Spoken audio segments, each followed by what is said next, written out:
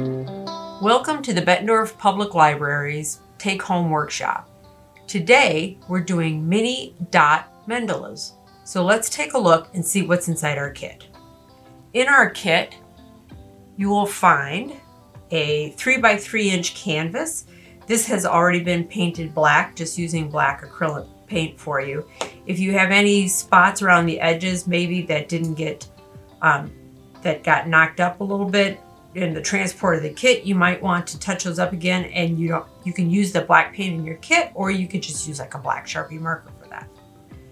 You're going to have paint, and you get a set of 6 paints with the primary colors green and then black and white, and that's what's in your kit. Now, there's a number of things that you'll need to supply, but they're all very, very basic household items. So first of all, you'll need a pencil. You can just use a regular pencil. I'm using a white pencil so that the lines will show up better on the video, but when working in person, the lines made by just a regular pencil work just fine. You'll need a straight edge. If it's a ruler, that would be ideal, but any straight edge will work. You could use something to mix your paint on. I just use the lid to an old plastic container. You'll need water, cleaning rags or paper towels, and then you'll need your dotting tools, the tools that you're using to make the dots. So let's take a look at some dotting tools, and let's talk about dotting tools a little bit more. For your dotting tools, you want to look around the house and find anything that has a round end. So you can use things like toothpicks, nails, crayons, pencils. You can use the blunt ends of paintbrushes, crochet hooks, knitting needles, anything like that. And what I would recommend that you do is get a piece of scrap paper and try things. Just try them. So the first thing I have here is just a regular point edge toothpick. And these are the dots that I made with it. Toothpicks are great for very tiny, very fine dots. Then I tried a very small nail that had a head on it. The small dots are from the pointy end, really too small. It's so small that it doesn't pick the paint up well. I don't use that. But the other end, with a little careful application, makes some lovely, nice kind of medium-sized dots. A slightly larger nail, same sort of thing. The tip, the point, it just doesn't pick up the paint well enough to get a dot, but the head, this is a larger head on the nail, does a beautiful job. Then I tried a screw. Now the screw, the point is a little bit wider, a little bit thicker than a nail head, and it makes some good small dots, but the head is no good, obviously, because it's got the slots and it doesn't make a solid dot. Crayons are great. The large dots are the back end of the crayon. The small dots are the tip. And of course, the size of these is going to depend on how sharp your crayon is. So you could use several crayons and just sharpen these tips to different sizes and get different sized dots. The dots over here are all from paint brushes, but not the brush end, the tail end. So these are old brushes I had around the house from when my kids were little. And if you just dip the tail end, the different size handles are going to make different size dots.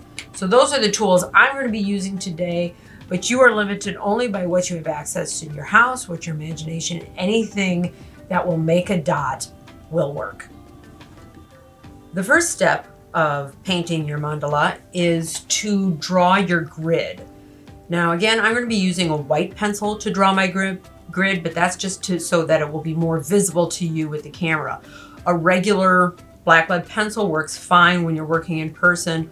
The marks just kind of disappear as you go through and do your dotting, so you don't have to worry about that. So we're going to use our straight edge, and the first thing we're going to do is just draw a light line from corner to corner.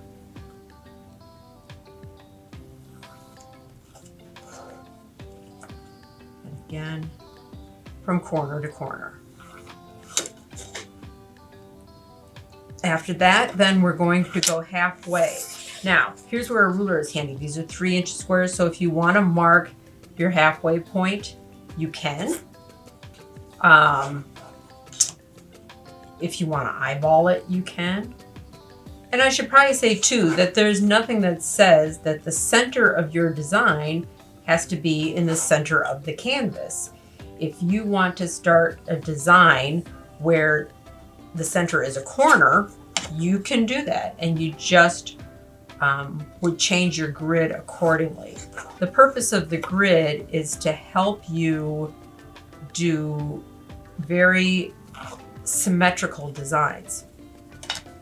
Now, one thing you might want to note as you're drawing your grid, don't press down too hard. Since the center of this canvas is not supported, it's only got the framing around the edge.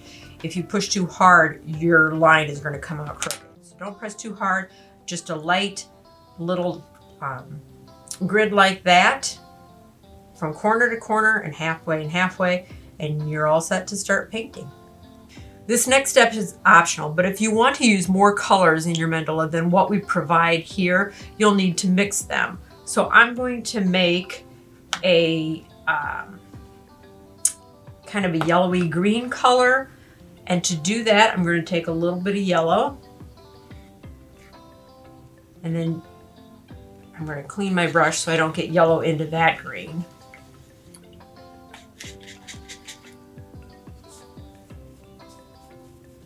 Then I'm going to just take a little bit of green, because green is the dominant color here. So if we use too much of it, it will overpower the yellow.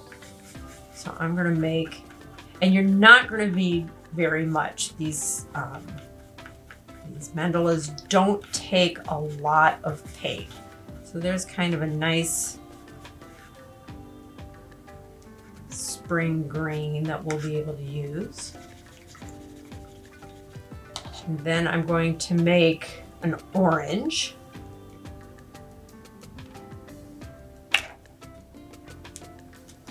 Again, we want to start as much as possible with a clean brush, because we don't want to get one shade of paint into the other paint pot. We don't want everything to be tinged green. So we're going to use, again, a decent blob of the yellow. And as you can see, I did have some green there. I didn't do a very good job cleaning the brush. And you don't have to use paint brushes to mix your paint. You can use anything that'll pick up paint. Just a little bit of red. I'm going to mix those together. Nice bright orange here.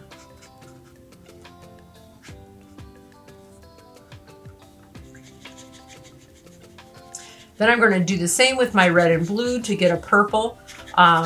I don't want too dark of a purple because my canvas is black. And if I go too dark with my purple, it's not going to show up. So I'm going to mix red and blue, probably add a little bit of white to it to get more of a lavender sort of a purple. And once I do that, then we'll be ready to start painting. So I'm going to do this mandala in rainbow order. So Roy G. Biv, red, orange, yellow, green, blue, indigo, violet. And I'm going to start at the red part of the spectrum, and I want a nice big dot. And I know from my test sheet that the blunt end of my crayon was a good option for a nice big dot. So I'm just going to dip that in the red, and right in the center, I'm going to dip. And you can press firmly, and you've got your first dot. And then we're just going to build out from around there. So I'm going to do orange next, and I'm going to use the ends of one of my paint brushes, and I'm going to do smaller dots. I'm going to do them on the lines. So we'll just do a little dot of orange on each line, and I reload my dotting tool after every 2 or 3. As you go, the dots will get smaller as less paint is on your brush. Then I wipe that one clean. Now I'm going to go with some yellow, and I'm going to go in between my orange. So you see how the grid is helping us. And I'm actually using the same dotting tool.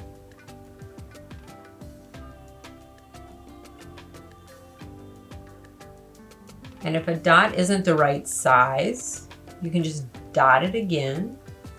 If you make a mistake, that's fine. That one needs to be a little bit bigger. That's fine. You can just go over that with black paint. I would recommend that you wait for it to dry and then cover it with black paint. But any of these dots, they can be fixed. So now we're going to do our kind of yellowy green, and we're going to go a bigger dot again. So I'm going to use the head of my nail, and we're just going to go again on the lines.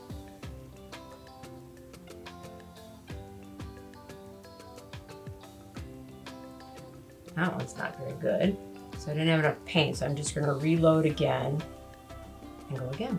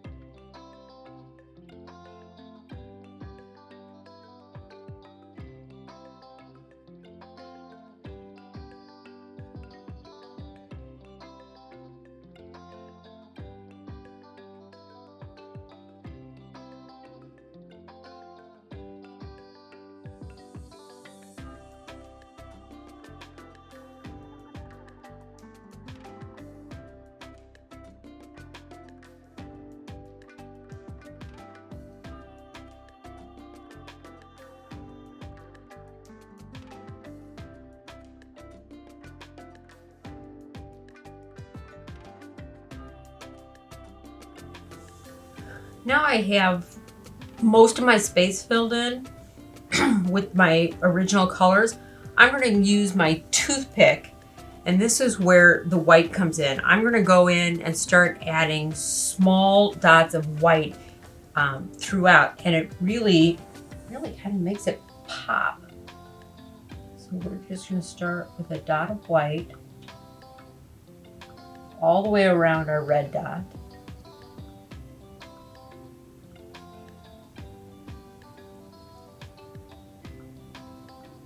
And you can see that some of my dots, especially my red one in the center, it's not very opaque.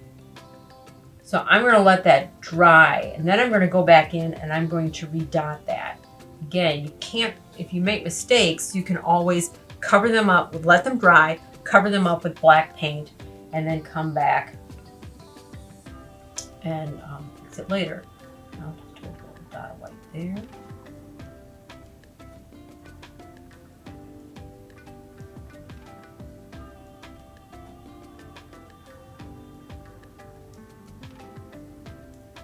Where you can see if your spacing was off, which mine obviously was. But again, I think this is a pretty forgiving look in that you know, you're striving for perfection, of course, as we always all are. But if it doesn't happen, that's okay.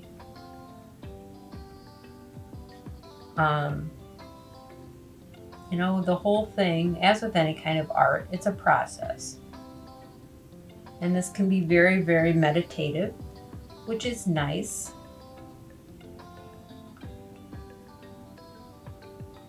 And again, you know, I'm working with rainbow colors. You certainly don't have to. You can do whatever suits you and your personality, your temperament, your decor. So you could go monochromatic. You could go with all different shades of one color. You could go, you could just go black and white. You know, if you do black, white, gray and white dots on a black canvas. You could do all cool colors, you know, just blues and greens and purples. Or you could do all warm colors, just reds and oranges and yellows. Whatever works to you, whatever speaks to your creativity.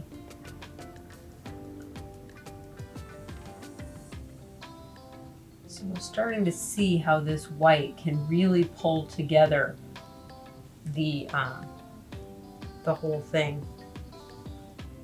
The other thing you can do is you can put dots of color on color. So we're going to let this round dry, and then we're going to go back, see what needs to be painted over again, and see if there's, like, if we want to add perhaps a dot of blue on our yellow, or a double dot on any of these. My paint has mostly dried now. As you can see, I've added some additional white dots around the edges and in the corners. I also went back and I didn't like the way those small dots around the center looked, so I went over them with black and redid them. And I'm just pointing that out because I want to show you, if you do make a mistake, it's very easy to fix. In fact, as I was putting these white dots on, I put some over here in the wrong spot. I just went back and covered them up with black, and we're okay. For the last step, I'm going to do some double dotting. So I'm going to use the point of my crayon, and I am going to, on some of these larger dots, do a double dot. And I like to do a double dot with obviously a contrasting color. So for this purple, we will use, if I have enough left, we will use the orange that we had mixed earlier. And I'm just going to do a dot right in the middle of each one. Okay, so that last dot, not very good. I'll go over that one again. And this dot, way way off center. So I'm going to pick some of that paint up. I'm going to go over it again with the purple. Cover it up. Then we're going to try again, see if I can't get it in the center of the dot. Better. I'm getting a little bit low on the orange, so it's kind of hard to get enough to get a good dot. Better. Okay. Then I'm going to do the same with the green and the yellow. The red, I think I might leave. We'll see how it looks, but I'm going to do those as well.